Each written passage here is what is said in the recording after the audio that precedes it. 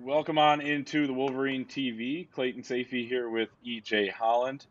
Join us at thewolverine.com for $1 for an entire year of premium coverage. And you will get a bunch on the five guys we're about to talk about that EJ saw over the weekend out in Los Angeles, making a swing through LA. EJ, let's get right to it with the first guy that we're going to speak of. And this is an elite recruit, 2023 four-star. Jaden Wayne, who is the number 26th player on the On3 consensus, number 5 defensive lineman, and number 1 player in the state of Washington out of Tacoma, Washington. What did you see out of him? Yeah, so I got a chance to see Jaden Wayne play 7-on-7. So he's a defensive lineman. He was actually out there playing a wide receiver tight end role, and he's just an elite athlete. He was dominant at that position. I think he's one of the more intriguing prospects in the 2023 class nationally. Kind of a guy that can play the edge, a guy that can add some weight and be just an athletic freak as a 3 technique.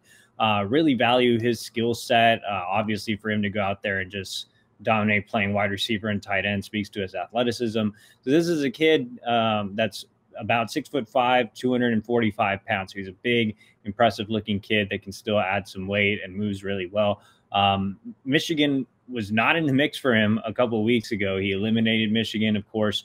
Courtney Morgan, Michigan's kind of West Coast guy, obviously bolted to Washington. Sean Nua, Michigan's defensive line coach, now at USC. Mike McDonald going back to the NFL. I think all that movement caused Wayne to leave Michigan out of his top schools.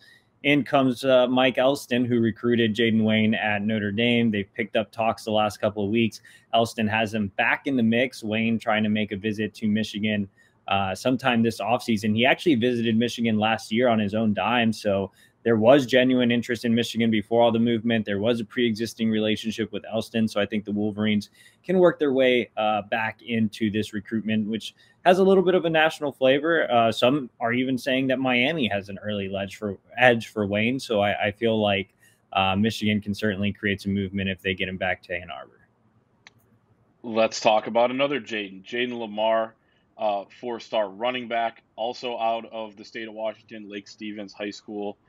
Number 257 player on the On3 consensus, number 18 running back in the country, number 4 player in the state there. This is a huge cycle for Michigan in the running back department, obviously trying to make a big land here. Yeah, Michigan already has one commit, speedster Cole Cabana, who's going to kind of be a Swiss Army knife. They need a true ball carrier, a guy that can tote the rock, to be a 3-down guy. Jaden Lamarr is definitely that type of back. I actually likened him a little bit to Blake Corum. He's about 5'9", 5'10", really stocky build, about 195, 200 pounds, really muscular in his upper half, thick in his lower half. So I had a chance to see Blake at St. Francis in high school, and around the same time, Lamarr has that similar type of build. Mike Hart has made him a top priority on the running back board. Michigan hosted him twice already out of the Pacific Northwest. I mean, that's a long trip out to Michigan. So for him to have already visited twice is definitely big. And he said Michigan is for sure to get an official visit. So Michigan wants more of a guy that can run between the tackles to pair along with Cabana, and Lamarr can do that. In this setting, he played obviously 7-on-7. So he's more than capable of catching the ball as well. So I do think Lamarr is more of that top end back. Last year was an extremely weak year at the running back position. This year, much stronger. And Lamarr is one of those guys that Mike Hart has graded very highly. Let's move back to the defensive line with 4-star Kelsey Howard, I think is how you say his first name there. Number 70 player on the On3 consensus, number 11 defensive lineman, and number 2 player in the state of Nevada out of Las Vegas. Yeah, so Kelsey Howard has emerged as a top defensive line candidate for Mike Elston. We're saying his name quite often, but Elston working extremely hard on Kelsey Howard. This is a kid from the Las Vegas area. Michigan doesn't recruit out there a ton. I think they should. Nevada has some rising talent coming out. They've spot recruited in the past. I believe Cade McNamara is from Nevada.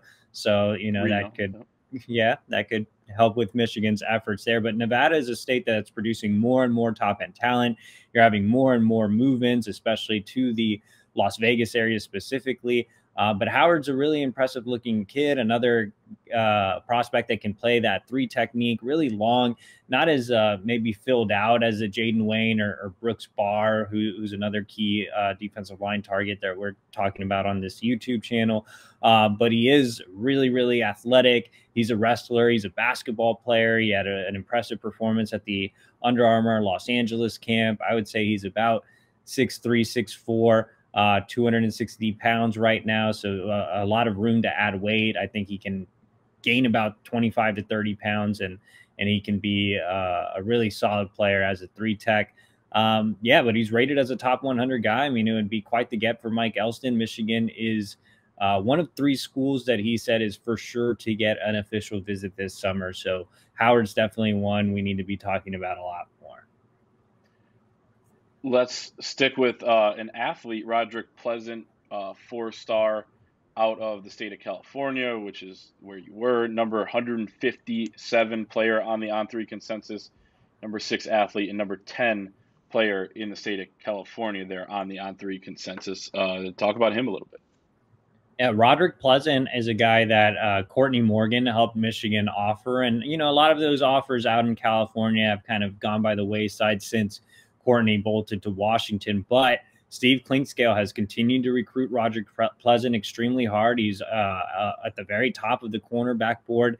He's one of the fastest prospects in the country, ran a 10.32 100-meter as a sophomore. So a lot of people have talked about Cole Cabana, we've mentioned in this video, Michigan's running back commit, as being an elite, speedy guy. He ran a 10.66 as a sophomore. So Pleasant at 10.32, I mean, that's extremely fast. I mean, he could run in the 10.2s as a junior. So, yeah, Michigan values his speed. They value his skill set. He's on the smaller side. He's at about 5'10", 165 pounds. So he'll need to add some weight and some strength and maintain that elite speed. But man, you really can't coach that. Anytime you can add a guy that runs in the 10.2s in the 100-meter or 10.32 as a sophomore, I mean, you add him. So Clink trying to get him on campus this summer. USC is considered the early leader. Obviously, he's a Southern California kid, but he is a family friend of former Michigan defensive back David Long. He spent some time playing 7-on-7 with Samaj Morgan this offseason as well. So there's a few, you know, Michigan connections there. So maybe Clink can get him on campus and create some movement. You can't teach that speed, but you sure as hell want to coach a guy with that speed if you're Clink. So obviously worth pursuing super hard.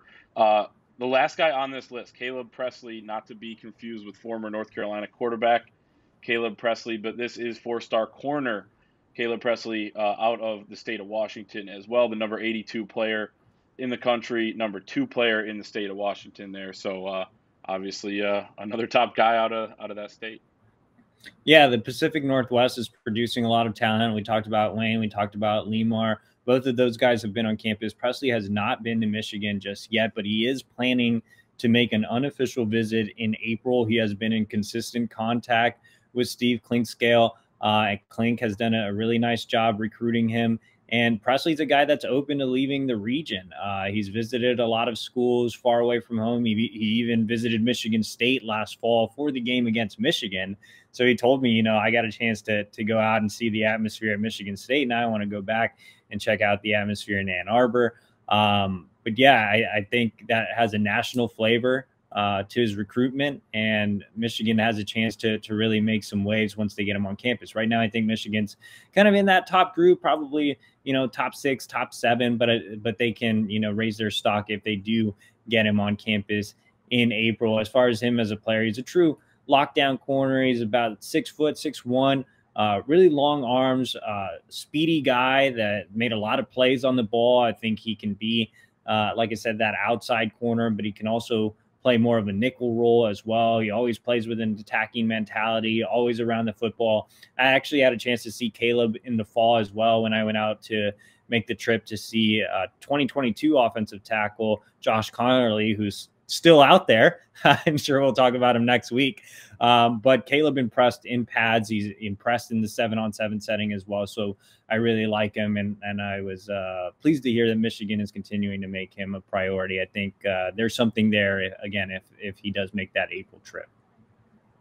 There's going to be a new running joke on the message board about just continuously asking you for the latest on Josh Connerly, because obviously that recruitment has gone super long. And you talk about Presley going to the Michigan State game, but then kind of leaving and being like, hey, I kind of want to check out Michigan. Jim Harbaugh was asked about that, like what recruits said, that were at the, they were visiting Michigan State, but obviously Michigan's kind of the bigger program, lost the game, credit to Michigan State. But I think he said something like the guys that were there were rooting for Michigan or something like that. So I just found that funny. He's like, at least that's what they told me. It's like, well, what are they going to tell you? But just kind of interesting that plays a factor, that now he wants to get over to Ann Arbor. So obviously something to keep an eye on there. EJ's all over it at thewolverine.com, our football recruiting coverage. Better than ever as well. EJ said he's working overtime because Tim Verghese is now moved on. So stick around for that coverage. As always, $1 gets you an entire year of premium access, and we'll see you over there.